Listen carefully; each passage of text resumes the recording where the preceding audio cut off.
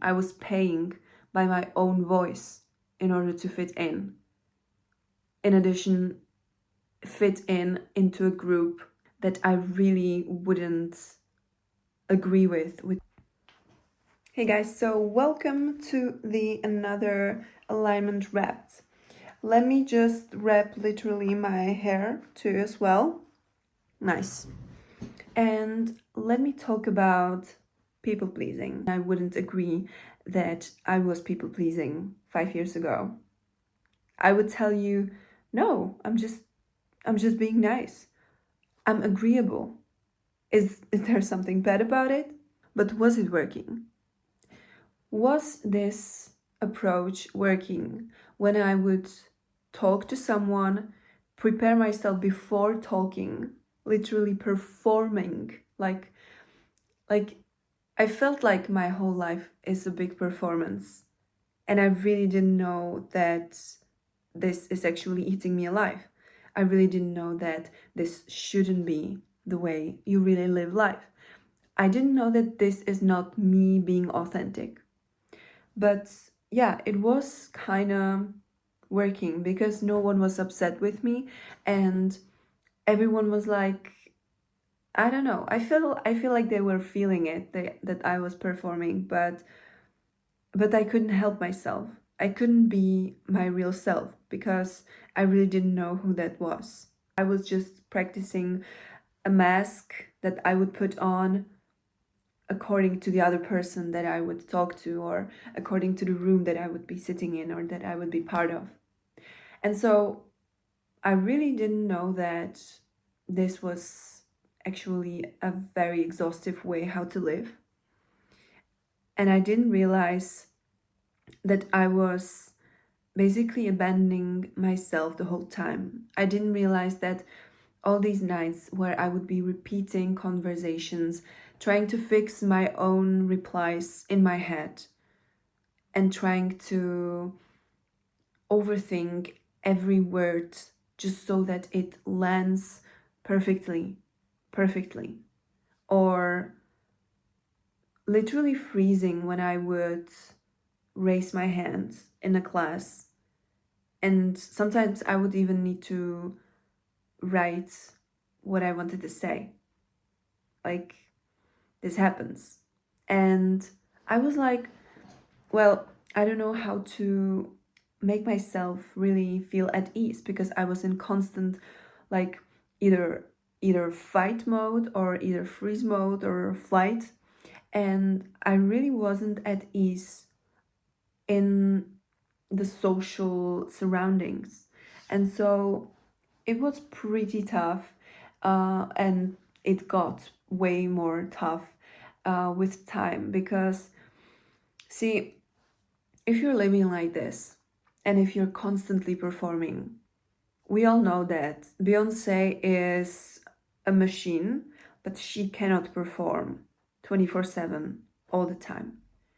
No person is wired to perform all the time.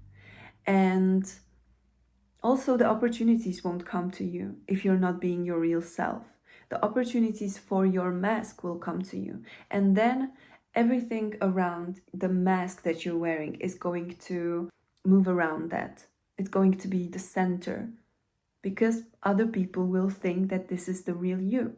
And so they will give you opportunities for the mask instead of the real you. Instead of expressing your true idea, expressing your true self, expressing what you really want to do, expressing that you don't really want to go to this family dinner because it's been like fifth time and you're just sick of it, or you just don't want to go anywhere you don't want to go. You don't want to go to that techno party because you just don't listen to techno, and your friend might be very persuasive, but you don't like techno, like you don't have to go. And so many moments in my life I have experienced that I have said yes to just because of someone, just because I didn't want to disappoint. But I still disappointed someone, and I disappointed the most important person in my life, and that was me. I disappointed and I abandoned myself with each time and each moment I said yes to something that I really didn't want to say yes to. I abandoned myself each time when I didn't raise my hand if I had that idea that was good but didn't do it. Each time we do this, each time we don't express as we want, each time we show ourselves that we don't trust ourselves, it is going to create a bigger distance in between your true self and you. And you here are going to live with the mask. And I'm telling you, one day you will have to go back. The timing is very individual, it's subjective, but I'm telling you that this version with the mask will come back to this version for the real self one day. How? Either it would be you deciding consciously that you're going to work towards that true version of yourself by removing your inherited beliefs, by removing your judgments about yourself, because you might think that people are judging you for any idea that you express, that people are judging you for being your true self, or at least trying to do that. Like 90% don't give a shit. 5% might judge you in a different way than you think. And the 5%, the last one, is really judging you. And what? When it came to the point where I was like not only socially exhausted, I was just exhausted in general. Because what have I been doing is performing not only for others, but also performing for my true self. And once you see that you perform, that you're basically someone else than you should be, that you're saying different things, that you're like in front of others agreeing with different things that you would agree, that you're doing things for certain purposes that you don't agree with, that you're saying yes but you really want to freaking like pivot on your heel and leave the place. Everything is just a step away of that true self. And what this does is it creates chronic exhaustion. And the moment I realized that this is basically making me sick and making me hate everything that I do was, funny enough, it was by simple decision of where I'm going to apply for a job. Because I've been this has happened like 2 to 3 years ago. I've been applying for a certain job, interviews or whatever. And I would apply always to one specific job with one specific job description. And it was concerning something like marketing or working with data and stuff like that. And I would be on that interview, I would be speaking about how much I want to go there. And I remember myself every time after like leaving the call, I would just feel like such a clown in front of myself. Like, I'm not saying that getting on a job interview and really expressing how you really want to go there, if you really want to go there, how that wouldn't be a good thing. It's brilliant if you really want to go there. If not, it's a place to work with, and it's a place to first pour a little bit of love and patience to.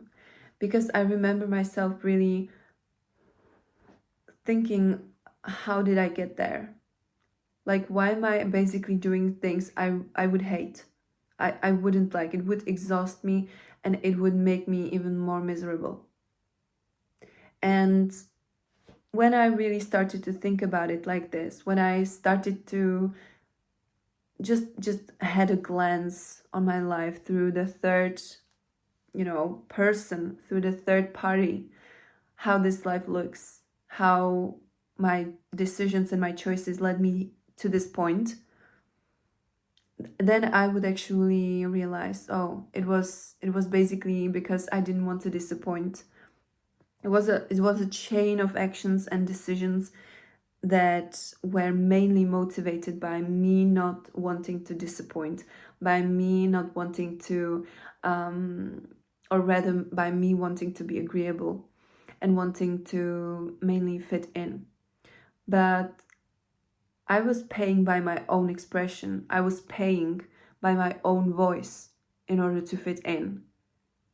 In addition, fit in into a group of whatever people that I really wouldn't agree with so many things, and or that I'm just having my own opinion and I really see things a little differently, and that's okay.